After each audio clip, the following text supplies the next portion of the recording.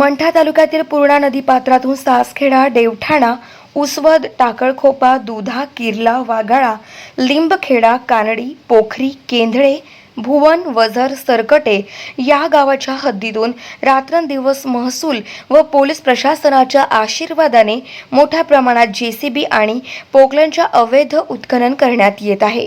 या कारवायांवर अप्पर जिल्हाधिकारी रीता मेहत्रेवार यांनी सातत्य ठेवावे अशी मागणी पूर्णा नदीकाठच्या गावामधील ग्रामस्थांकडून केली जात आहे। लिमखेडा येथील घाटाचा लिलाव करण्यात आलाय, तर सासखेडा येथे वाळू डेपोची निश्चिती करण्यात आली आहे। घटनेच्या दिवशी दुपारी 3 वाजण्याच्या दरम्यान पोकलेन मशीन आढळून आल्याने महसूलच्या अधिकाऱ्यांचे डोळे विस्फारले आहे। त्यांनी तातडीने मशीन मंठा तहसीलदार आणि त्यांच्या पथकाच्या ताब्यात देण्यात आली। सदर कारवाई जिल्हाधिकारी डॉक्टर श्रीकृष्ण पांचाळ यांच्या मार्गदर्शनाखाली अप्पर जिल्हाधिकारी रीता मेहत्रेवार यांनी केली।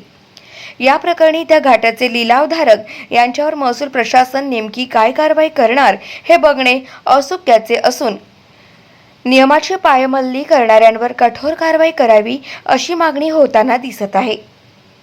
संबंधित पोकलँडवर कारवाई झाल्यावर मंठा महसूल प्रशासनाकडून माहिती देण्यास टाळाटाळ केली।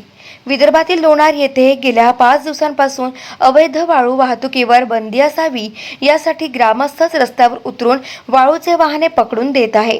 4 दिवसात 6 वाहने पकडली असून त्या भागात अपघाताचे प्रमाण वाढलेले आहे। लिमखेडा येथील पूर्णा नदी पात्रात यंत्राद्वारे उत्खनन करणारा पोकलॅन मंठा तहसीलदार यांच्या ताब्यात दिला असून त्यावर दंडात्मक कारवाई होईल। पूर्णा नदी पात्रातील अनेक गावांमध्ये अन्य वाळू चोरांनी मोठ्या प्रमाणात साठे करण्यात आले असून महसूल प्रशासनाकडून यावर काय कारवाई होणे आता अपेक्षित असल्याचे ज्ञानेश्वर सरकटे, महादेव गायकवाड यांनी सांगितले। गाव माझा न्यूजकरिता बाळू गायकवाड, मंठा, जालना।